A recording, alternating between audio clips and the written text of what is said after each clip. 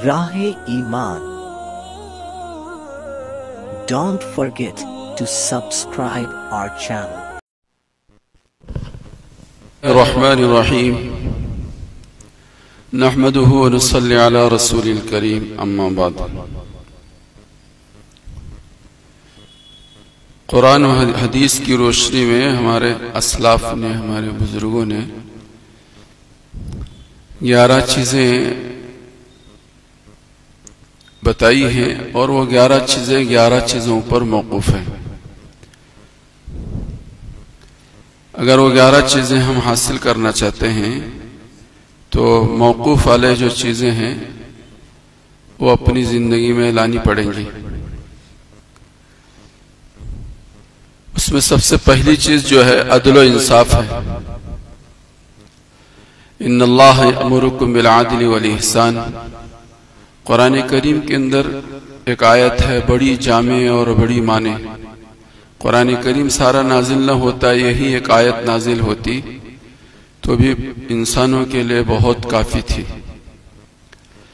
कि जिसके अंदर अल्लाह पाक ने हुक्म दिया, इन्नल्लाह यअमुरुकुम बिल अदल, अदल का हुक्म दिया है। फरमाया कि अदल एक ऐसी सिफत है कि इस सिफत के साथ जिस भी निजाम में आदमी रहेगा वो निजाम मुस्तहकम होगा।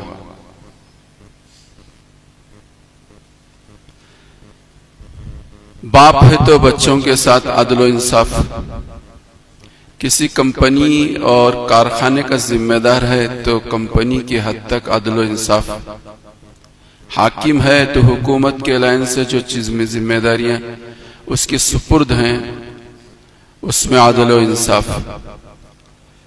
हजरत मौलाना उमर साहब पालनपुरी रहमतुल्लाह अलैह बार बार वो शेर सुनाया करते थे कि कागज की नाव चलती नहीं, जुल्म की टहनी फलती नहीं। अदल व इंसाफ से हटना ही जुल्म है।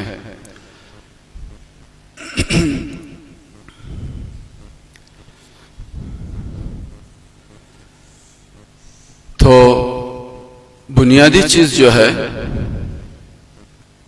अदल व इंसाफ, हर बड़ा छोटों के साथ अदल से काम ले, इंसाफ से काम ले। हर जिम्मेदार अपने मातहतों के साथ अदल व इंसाफ के साथ काम ले। तमाम उमरा और हाकिम ये अपनी हुकूमतों और सल्तनतों के चलाने में अदल व इंसाफ से काम ले। जब अदल व इंसाफ से काम लेंगे तो उनकी हुकूमतें, उनकी सल्तनतें, उनके कारोबार, उनकी वो तंजीमें, उनकी वो जमातें, उनकी वो इदारे मुस्तहकम होंगे, मजबूत होंगे। इदारे मुस्तहकम नहीं होते, मजबूत नहीं होती, घर का निजाम दरम बरम हो जाता है, कारखानों का निजाम दरम बरम हो जाता है, तंजीमों का और कमेटियों का निजाम दरम बरम हो जाता है और हुकूमतों का निजाम दरम बरम हो जाता है। उसकी बुनियादी वजह उलमा ने जो लिखी है वो कुरान करीम की इस आयत पर अमल न करना। इन्नल्लाह यअमुरुकुम बिल अदलि वल इहसान, अदल व एहसान का हुक्म अल्लाह ने दिया है, ये बहुत जरूरी है। इसी खूबी की वजह से ही हम अपने आप को मुस्तहकम बना सकते हैं, मजबूत बना सकते हैं, पायदार बना सकते हैं और एक लंबे जमाने तक उस सिलसिले को हम चला सकते हैं। अदल व इंसाफ का दामन हमारे हाथ से छूट जाता है तो फिर हम आगे नहीं बढ़ सकते। तो नंबर 1 चीज जो है कुरान करीम की आयत, इन्नल्लाह यअमुरुकुम बिल अदलि वल इहसान। दूसरी चीज सेहत है, बहुत बड़ी दौलत है। इंसान को जिंदगी के मिलने के बाद, ईमान के बाद, जिंदगी और ईमान के बाद सबसे बड़ी दौलत जो है इंसान को सेहत का मिलना है। मुझे और आपको इसकी कदर और कीमत नहीं है, लेकिन जो लोग साहिब फिराश बने हुए हैं, महीने और साल बीत गए और उनके खिदमत गुजार जो खिदमत से उकता गए, उनसे मालूम करें कि सेहत कितनी बड़ी दौलत है। सेहत कितनी बड़ी नेमत है। फरमाया कि ये सेहत बहुत बड़ी दौलत है, लेकिन इस सेहत का दारो मदार परहेजगारी पर है। ये हमें नहीं मालूम और हमारे नौजवानों को नहीं मालूम। सेहत का दारो मदार परहेजगारी पर है। जो आदमी जितना परहेजगार होगा, अल्लाह उसकी सेहत में इतनी चार चांद लगाएंगे। तरह तरह की बीमारियां और परेशानियां जो आजकल लाहिक हो रही हैं, जवानों को जवानी के ज़माने में हो रही हैं, उसकी बुनियादी वजह यही है, उलमा ने यह लिखी है, परहेजगारी। परहेजगारी से हम आज का इंसान दूर हो गया, जिसकी वजह से तरह तरह के खुराफात, दिफाई निज़ाम हमारा मजबूत नहीं है। और दिफाई निज़ाम मजबूत नहीं इसलिए कि हम बुरी आदतों के आदी हो गए। कुव्वत दिफा जो हर इंसान के अंदर कुदरती खुदा की तरफ से एक देन है, वो निज़ाम हमारा मुजमहिल हो गया, कमजोर हो गया, नापायदार हो गया, जिसकी वजह से दुनिया में तरह तरह के क्या कहते हैं वायरस चलते हैं और उसके दिफा की हमारे अंदर सलाहियत नहीं होती। वो परहेजगारी के न होने की वजह से। जो लोग परहेजगारी के साथ दुनिया में जीते हैं, उनका खाना पीना छोटा मामूली क्यों न हो, और वो बहुत सेहतमंद होते हैं, बहुत बढ़िया होते हैं, और तमाम बीमारियों से वो बात अलग है कि किसी की तकदीर में ही कोई बीमारी अल्लाह ने बचपन से लिख दी हो तो बात अलग है, वरना आम तौर पर 95% कम अज कम दुनिया में वो लोग हैं जो अपनी सेहत के खुद दुश्मन हैं, अपनी सेहत के खुद दुश्मन हैं। वो अपने करतूतों की वजह से बीमारियों को दावत दे रहे हैं। तो दूसरी चीज जो है वो सेहत है, और सेहत मौकूफ है परहेजगारी पर। जितना जो आदमी अपने आप को परहेजगार बनाने की कोशिश करेगा, अल्लाह उसको इतनी बेहतरीन सेहत अता फरमाएंगे। अल्लाह मुझे भी और आपको भी समझने की तौफीक दे। दौलत भी एक अल्लाह की नेमत है, दौलत भी एक अल्लाह की नेमत है। कुरान करीम ने दौलत को लफ्ज खैर से ताबीर किया है, लफ्ज खैर से ताबीर किया है। तो ये भी एक बहुत बड़ी दौलत नेमत है, लेकिन इस नेमत, ये नेमत का हुसूल मौकूफ है सखावत पर। मोमिन सब कुछ हो सकता है, बखील नहीं हो सकता, कंजूस नहीं हो सकता। बुख्ल एक बीमारी है, शुह एक बीमारी है। बुख्ल से बड़ी हुई बीमारी शुह है। तो फरमाया, और हदीस पाक के अंदर आता है कि बखील आदमी जन्नत तो क्या, जन्नत की खुशबू भी उसे नहीं मिलेगी।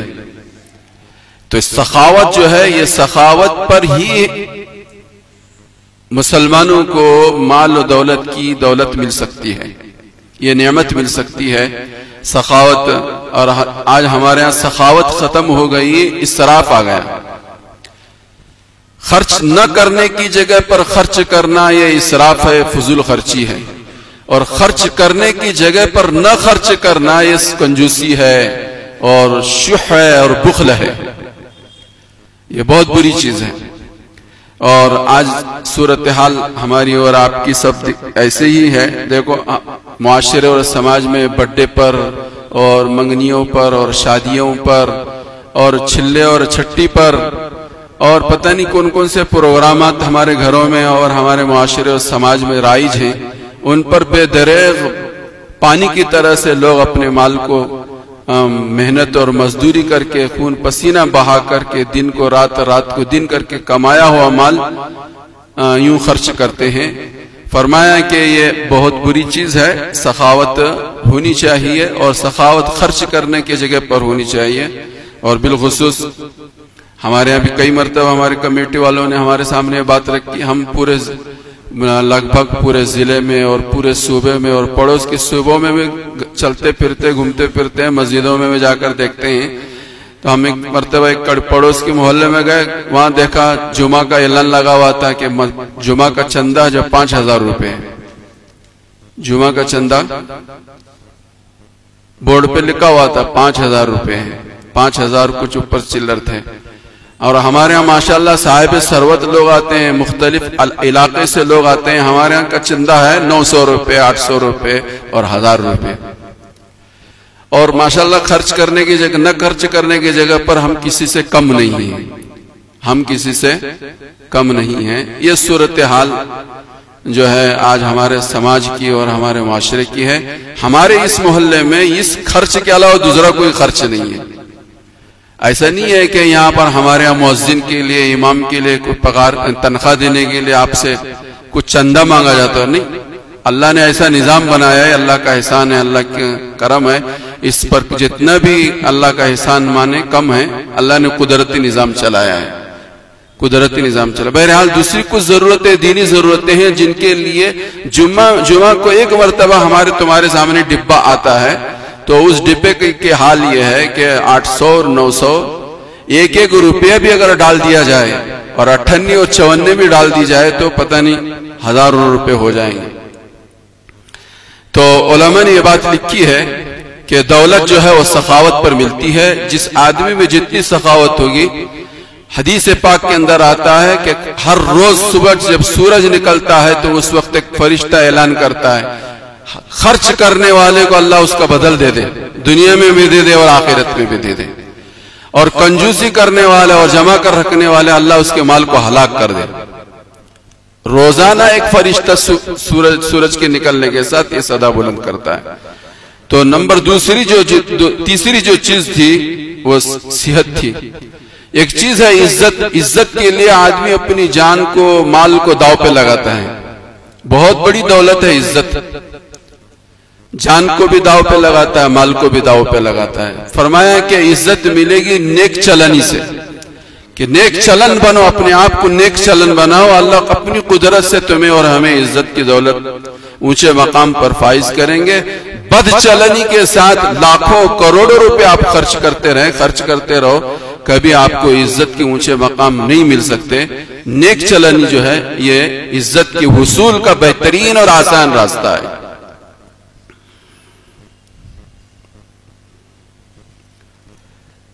राहत के न मिलने की वजह से आज हम सब, मैं भी और आप भी, सब जो परेशान हैं, और हमें आज हमारी जिंदगी में राहत नहीं, चैन नहीं, सुकून नहीं। उलमा ने एक बड़ी अहम बात लिखी है। फरमाया कि राहत मिलेगी उन्हीं लोगों को कि जिनकी औलाद नेक हो, जिनकी औलाद नेक हो। जिनकी औलाद नेक नहीं है, चाहे भतेरे आयशो आराम के सामान उनकी चारों तरफ हो और लुत्फअंदोज़ी होने के असबाब और आलात उनके यहाँ हो, राहत उनको नहीं मिल सकती जिनकी औलाद नेक नहीं है। औलाद को नेक बनाना दर हकीकत अपने आप को राहत वाला बनाना है। राहत की हुसूल का हासिल करने का बेहतरीन रास्ता औलाद को नेक बनाना, औलाद को नेक बनाना चाहिए। नंबर 6, मोहब्बत। दुनिया में सारी चीजें मिल रही हैं, मोहब्बत नहीं मिल रही। एक जमाना था लोगों के पास दौलत नहीं थी लेकिन मोहब्बतें बहुत थी, तो बहुत खुश होते थे। अब माल की रेल पेल है लेकिन लोगों के दिलों में मोहब्बतें नहीं, नफरतें, अदावतें। फरमाया मोहब्बत मिलेगी कैसे? फरमाया इसके लिए एक काम करना होगा कि हर आदमी को दूसरे से अपना दिल साफ रखना पड़ेगा। बहुत मुश्किल है, पैसा नहीं खर्च करना पड़ता इसमें, लेकिन बहुत मुश्किल काम है। इसके लिए कोई बड़ा लंबा चौड़ा सफर नहीं करना पड़ता, इसके लिए कोई वजीफा नहीं करना पड़ता।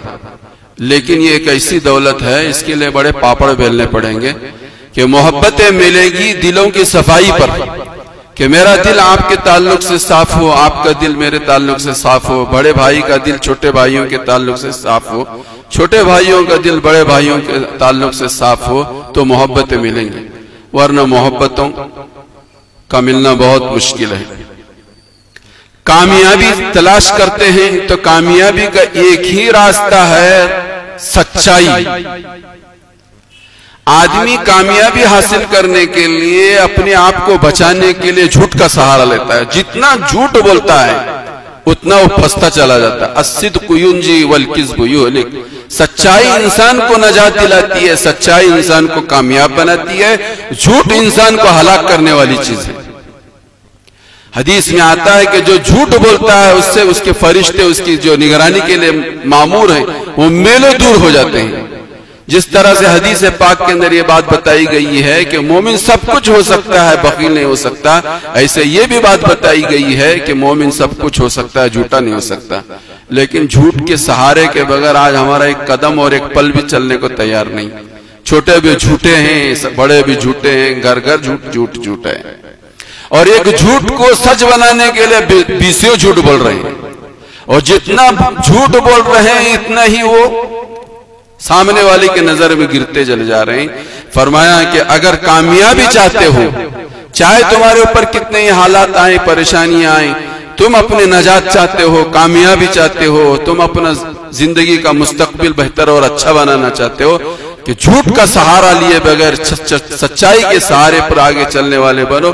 अल्लाह पाक बंद रास्तों को खोल देंगे, बंद रास्तों को खोल देंगे। लेकिन जब तक झूठ का सहारा लेते रहेंगे नामुमकिन है कि तुम्हें कामयाबी मिले। जहां देखो दुश्मनियां ही दुश्मनियां हैं, नफरत दुश्मनियां हैं। फरमाया कि दुश्मनियों की बुनियाद जो है नफरत है। आपस में जितनी नफरतें होंगी दुश्मनियां इतनी बढ़ती जाएंगी, नफरतें जितनी फैलती जाएंगी दुश्मनियां बढ़ती जाएंगी। फरमाया कि दुश्मनी को खत्म करने का रास्ता यह कि है नफरतों के दरवाजों को बंद कर दो। नफरतों के दरवाजों को बंद करने के लिए अपने आप को नेक चलन बनाओ। नेक चलन जब तक नहीं बनेंगे उस वक्त तक ये चीज नहीं होने वाली। कल चंद दिन से कई जगह सफर में जाने का मौका मिला। बैंकों के जो क्या कहते हैं बड़े पोस्ट पे रहते, क्या बोलते हैं उसको, मैनेजरों का ये बयान है कि सबसे ज्यादा इस वक्त मकरूज कोई समाज है तो मुस्लिम समाज है। मैनेजरों का ये बयान है कि हमारी बैंकों में अगर कोई सबसे ज्यादा मकरूज कोई समाज है बहैसियत समाज के मजमूई एतबार से हम 20% हैं, और हमारा बैंकों में लेन देन जो देखा जाए अपनी इस 20% के एतबार से, इस तनासुब के एतबार से देखा जाए, टैली की जाए तो सबसे ज्यादा कर्ज लेने वाले और कर्ज लेकर न भरने वाले और लोन पर लोन और सूद पर सूद जिस मुआशरे और समाज पर चढ़ा हुआ है वो मुस्लिम समाज है, वो मुस्लिम समाज है। ये कर्जदारी ये बीमारी में कब मुब्तला होते हैं? फरमाए कि जब जो समाज फजूल खर्ची करता है, जो समाज फजूल खर्ची करता है, और फजूल खर्ची की वजाहत मैंने आप हजरात के सामने कर दी। फजूल खर्ची सिर्फ शादी और बियाह में ही नहीं होती, फजूल खर्ची मस्जिदों में भी होती है, मदरसों में भी होती है, दीनी कामों में भी फजूल खर्ची होती है। चाहे वो दीन का काम हो, दुनिया का काम हो, इनफिरादी काम हो, इज्तिमाई काम हो, कोई भी काम हो, कोई भी काम हो, जिस काम में भी फजूल खर्ची होगी वो फजूल खर्ची है। ऐसा नहीं कि मस्जिद में खर्च कर लिया जाए तो यहाँ फजूल खर्ची नेक इबादत बन जाए, ऐसी बात नहीं। यहाँ अगर बेजरूरत मस्जिद में भी खर्च करना कुरान और हदीस की रोशनी में वो फजूल खर्ची है, वो फजूल खर्ची है। तो जो समाज जो कौम फजूल खर्ची करती है, फरमाया कि वो कर्ज की वबा में और बीमारी में मुब्तला होगी और कोई उसको निकालने वाला नहीं होगा। अब हमारे पास इदारे हम लोग छोटे मोटे चलाते हैं, 5,000 10,000 रुपए किसी का कर्ज हो और उसका कोई पुरसाने हाल ना हो तो भाई 5,000 10,000 रुपए का सहारा देकर उसको उस कर्ज की बला से वबा से निकाला जा सकता है। कुछ लोग हमारे पास वो भी आए, उन्होंने उनके ऊपर कर्ज है 1 करोड़ रुपए। क्या करोगे 1 करोड़ का, कैसे करोगे? 1-1 करोड़ रुपए सूदी कर्ज लिए थे, वो 5 लाख 10 लाख, आज उनके लोन का लोन इनके सूद पर सूद होते होते आज हमारे शहर के अंदर हमारे दरमियान बैठने वाले लोगों में, हमारे साथ मिलने जुलने वाले लोगों में ऐसे लोग हैं, एक नहीं अनेक लोग हैं जिनके लोन का इस वक्त जो तखमीना जो है 1-1 करोड़ रुपए। तो ये बीमारी जो मुब्तला होती है, इस बीमारी में जो मुब्तला होते हैं वो फजूल खर्ची की वजह से मुब्तला होते हैं। फजूल खर्ची से अपने आप को बचाओ तो अल्लाह आपको कर्जों की वबा से और बला से बचाएंगे। एतमाद हासिल करना एक बहुत बड़ी खूबी है। फरमाया रास्तबाजी से काम करो, जो काम तुम्हारे सुपुर्द हो उसे हुस्न खूबी से अंजाम दो। जो काम तुम्हारे जिम्मे, तुम्हारे घर का काम तुम्हारे सुपुर्द है, तुम्हारे कारखाने का काम तुम्हारे सुपुर्द है, मैनेजमेंट किसी कमेटी का काम तुम्हारे सुपुर्द है, हुस्न खूबी के साथ उसे अंजाम दो, एतमाद बढ़ेगा। एतमाद जो एक दौलत है, यह रास्तबाजी से इंसान को हासिल होती है और किसी और चीज से। आप लच्छेदार तकरीर करते हो, आप हसीन और जमील हो, आप कपड़े बहुत अच्छे पहनते हो और आप तालीम याफ्ता हो, आप एजुकेटेड हो, आप क्वालिफाइड हो, आप अंग्रेजी बहुत ज्यादा बोलते हो, बोलते रहे, लेकिन जो काम आपके सुपुर्द किया गया उसको हुस्न खूबी के साथ अंजाम नहीं दोगे, कभी तुम्हारी इन सारी चीजों पर एतमाद करके तुम्हारे सुपुर्द काम करने के लिए कौम कभी तैयार नहीं होगी। रास्तबाजी जरूरी है। बताया फरमाया खुशी एक बहुत बड़ी दौलत है। राहत जैसे दौलत है, ऐसे खुशी भी एक दौलत है। फरमाया एक खुशी दौलत में, ये दौलत मिलेगी तहम्मुल और सब्र पर। या अय्युहल्लज़ीना आमनु इस्तईनु बिस्सब्रि वस्सलाह इन्नल्लाह मअस साबिरीन। सब्र, तहम्मुल और नमाज, ये दो चीजें कुरान करीम में कहा। नमाजों का एहतमाम करो, नमाजों का एहतमाम करो, नमाजों का एहतमाम करो। हालात पर हालात, गंभीर से गंभीर हालात आएंगे, लेकिन इन तमाम हालात में और इन तमाम परेशानियों के जमाने में अगर तुम ये चाहते हो, राहत चाहते हो, खुशी चाहते हो, तो फरमाया कि उसका एक ही रास्ता है कि अपने आप को नमाज का आदी बनाओ और आने वाले हालात को खंदा पेशानी से बर्दाश्त करो। यह दुनिया में तो होता ही रहता है, कभी नरम कभी गरम, कभी अच्छे कभी बुरे, कभी परेशानी कभी खुशी। ये दुनिया है, दुनिया में हर हाल पर हम ही क्या हैं, बड़े बड़े वक्त के औलिया अल्लाह, कुतुब और अब्दाल, वक्त के नबियों पर हालात आए, दुनिया में तो आते रहते हैं। इन हालात को तहम्मुल करना, इनको बर्दाश्त करना। एक दिन आएगा ये हालात गर्मी के भी और नरमी के भी सब खत्म हो जाएंगे, मरकर मिट्टी में चले जाएंगे। वहां जो हालात आएंगे वो हमेशा हमेशा के होंगे, अच्छे होंगे तो अच्छे, बुरे होंगे तो बुरे, हमेशा के होंगे। इस मिजाज और इस सोच के साथ जो दुनिया में जीते हैं वो हमेशा खुशी खुशी की जिंदगी गुजारते हैं। ये 11 चीजें हैं, 11 चीजों की बुनियाद 11 चीजों पर है। अल्लाह मुझे और आपको सबको समझने की तौफीक अता फरमाए। आप तमाम हजरात से गुजारिश है कि नमाजों का एहतिमाम करें, आने वाले हालात को सब्र और तहम्मुल से बर्दाश्त करने की कोशिश करें। फजूल खर्ची खुसूसियत के साथ बहुत बुरी चीज है, इससे गुरेज और परहेज करें। व आखिर दावाना अनिल हम्दुलिल्लाहि रब्बिल आलमीन।